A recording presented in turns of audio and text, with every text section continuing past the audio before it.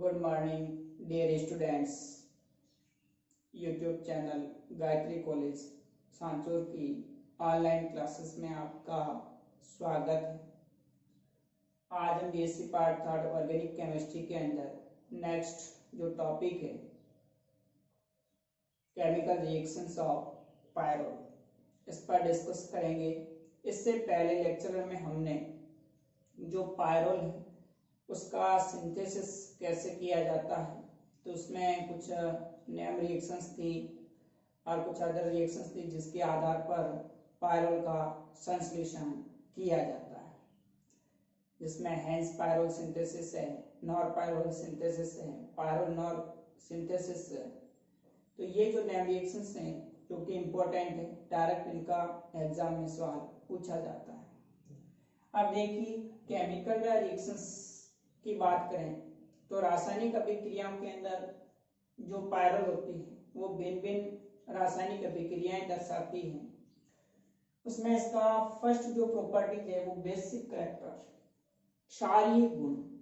Pyrrole जो होता है वो बहुत दुर्बल क्षार होता है, वीक बेस, क्योंकि पायरोल के अंदर नाइट्रोजन परमाणु पर उपस्थित जो लॉन पेयर होते हैं वो लॉन पेयर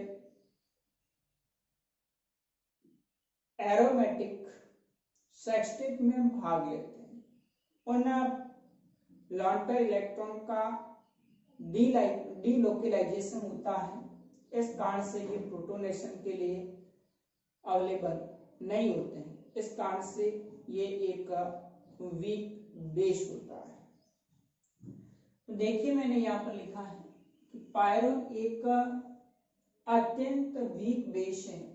इसका Kb का मान 2.5 इंटू 10⁻⁴ और pKb की वैल्यू 13.6 होती है। इसका कारण ये वीक बेस क्यों है? इसका कारण पायरोल अणु के नाइट्रोजन परमाणु पर एकांकी इलेक्ट्रॉन युग्म की अनुपलब्धता, यानी जो पायरोल मॉलिक्यूल के अंदर नाइट्रोजन पर लॉन पेयर होते हैं वो नाइट्रोजन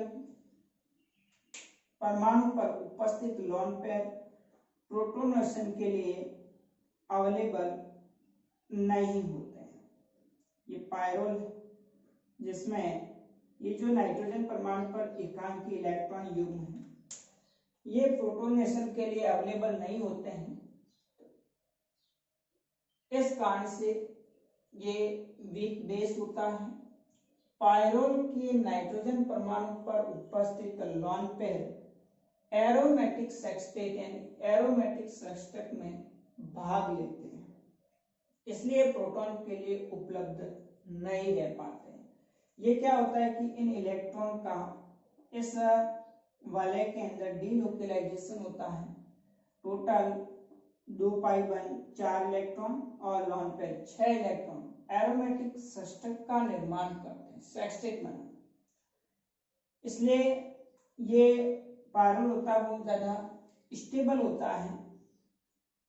अतः पायरोल एक दुर्बल क्षार की भांति व्यवहार दर्शाता है। अगर इसका प्रोटोनेशन कंसंट्रेट एसिड की उपस्थिति में किया जाए तो प्रोटोनेशन नाइट्रोजन परमाणु पर होने के कारण जो एरोमेटिक सेक्सटेट होता है वो क्या हो जाता है? नष्ट हो जाता है। इसका अनुनाद भी संभव नहीं है। सपोज इस पायरोल का हम प्रोटोनेशन करवाते हैं तो प्रोटोनेशन के अंदर ये नाइट्रोजन के लॉन पेयर के साथ में जुड़ जाता है और जुड़कर के प्रोटोनेटेड पायरोल धनायन का फॉर्मेशन होता है।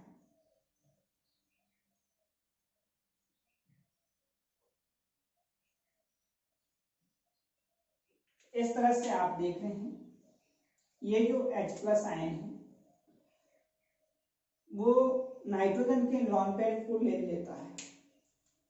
तो अब इस जो धनायन युक्त जो पायरोल है इसके अंदर इस पाई इलेक्ट्रॉन का डीलोकलाइजेशन संभव नहीं है। साथ ही साथ इसका जो एरोमेटिक सब्सट्रेट है वो भी क्या हो जाता है, नष्ट हो जाता है। इस कारण से ये कैसा हो जाएगा, अनस्टेबल हो जाएगा।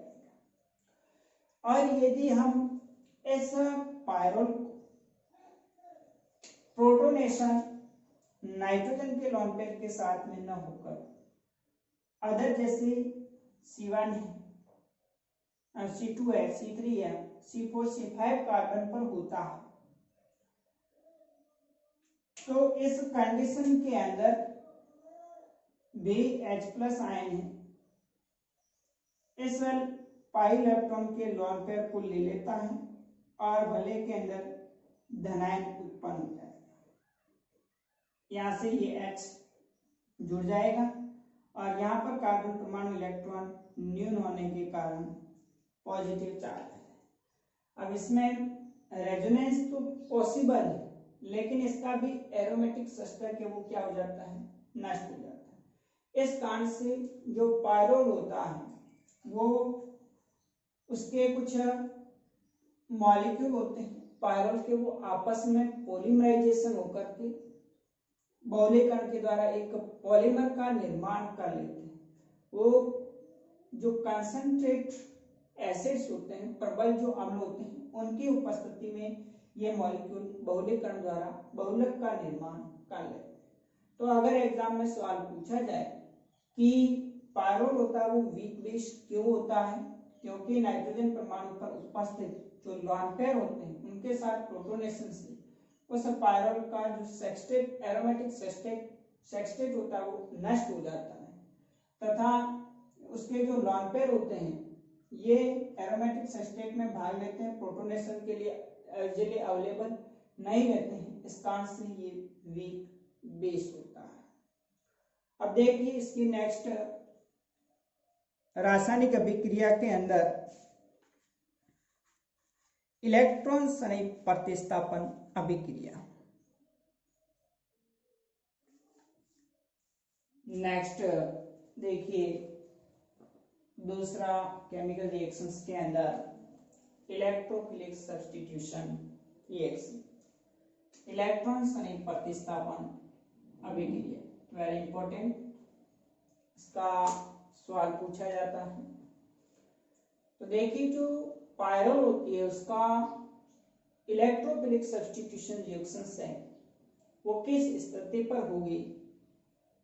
तो रिएक्टिविटी के अंदर देखा जाए तो पायरोल होती है वो इलेक्ट्रोफिलिक सब्स्टिट्यूशन रिएक्शंस के प्रति ज्यादा रिएक्टिव होती है, क्योंकि पायरोल के अंदर जो नाइट्रोजन परमाणु पर उपस्थित लोन पेयर होते हैं वो लोन पेयर एरोमेटिक सेक्सटेट में भाग लेते हैं और वो वलय के अंदर कार्बन परमाणु पर इलेक्ट्रॉन डेंसिटी है वो इंक्रीज करते हैं। इसलिए जो पायरोल होती है वो फ्यूरेन, थायोफिन और पेरिडिन की तुलना में इलेक्ट्रोफिलिक सब्स्टिट्यूशन रिएक्शंस के लिए ज्यादा रिएक्टिव है।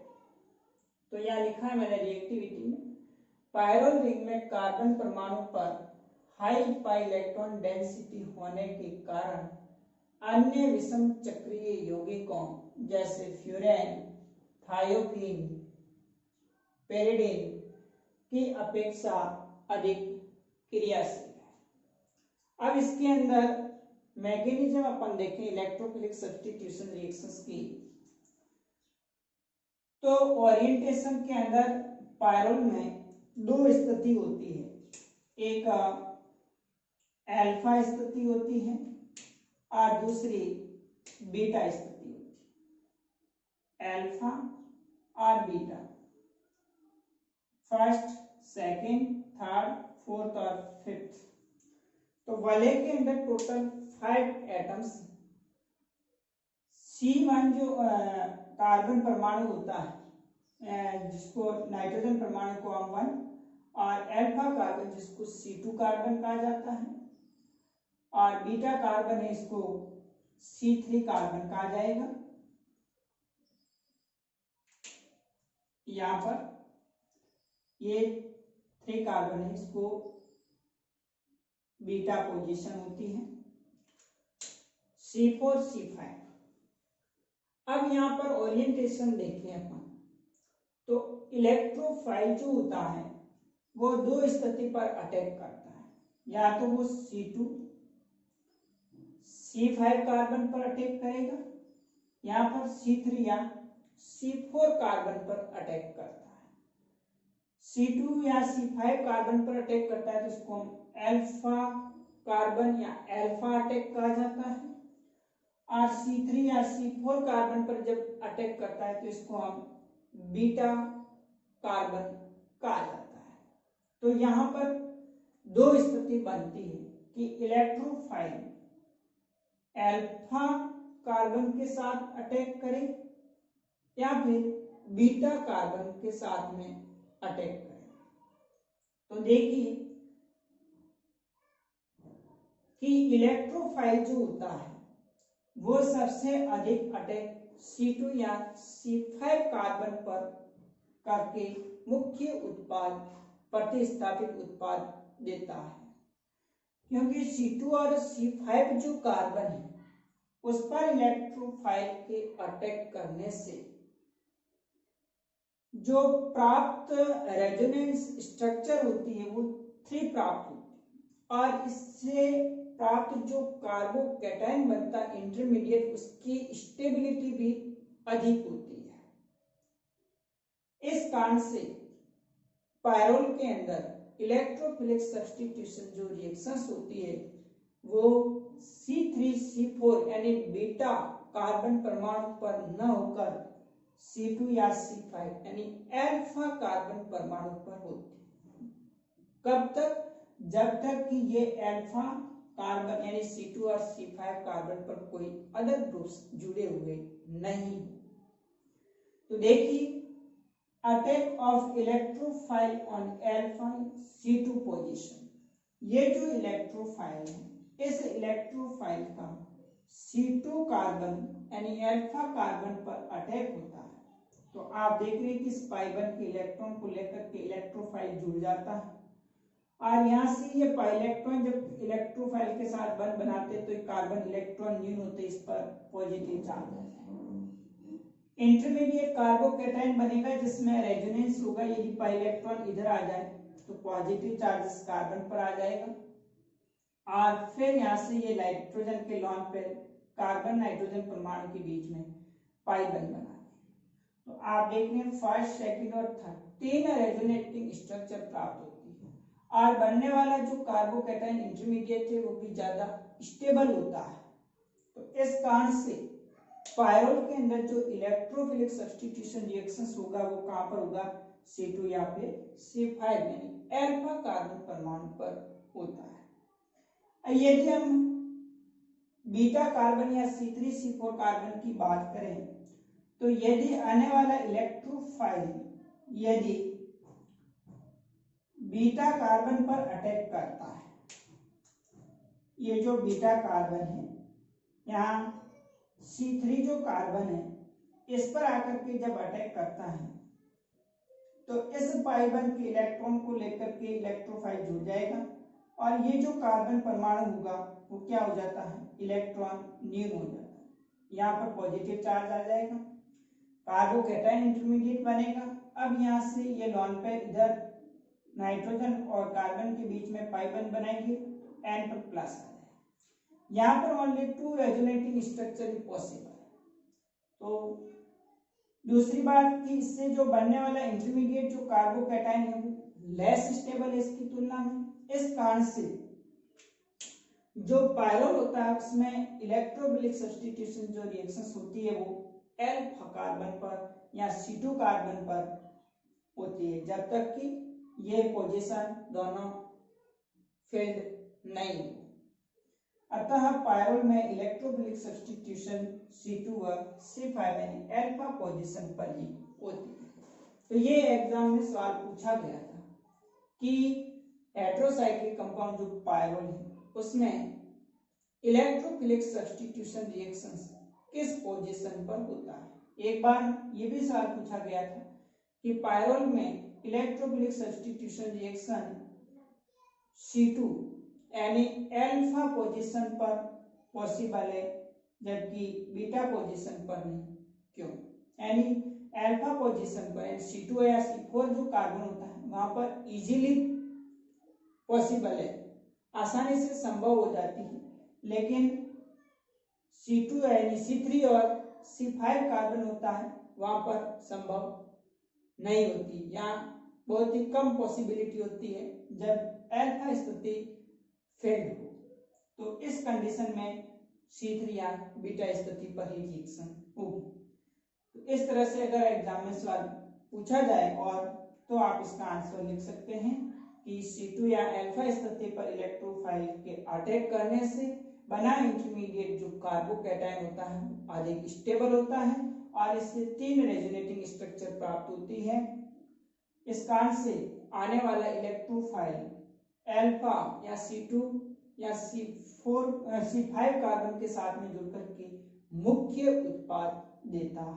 अब हम आगे जो इलेक्ट्रोफिलिक सब्स्टिट्यूशन रिएक्शंस है पायरल के द्वारा रिप्रेजेंट की जाएगी, जिसमें नाइट्रेशन है, सल्फोनेशन है, हैलोजिनेशन है, उस पर डिस्कस करेंगे।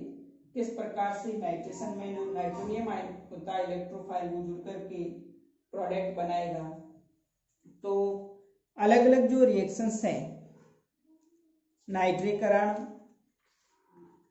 सल्फोनीकरण, हैलोजनीकरण, फ्रीडल-क्राफ्ट रिएक्शंस है जिसमें एसिटिलीकरण, हाउबेन-होच अभिक्रिया, फॉर्माइलेशन, फॉर्मिलीकरण, इन सारी अभिक्रियाओं जो कि पायरोल मॉलिक्यूल के द्वारा रिप्रेजेंट की जाएगी तो उसको हम डिस्कस करेंगे।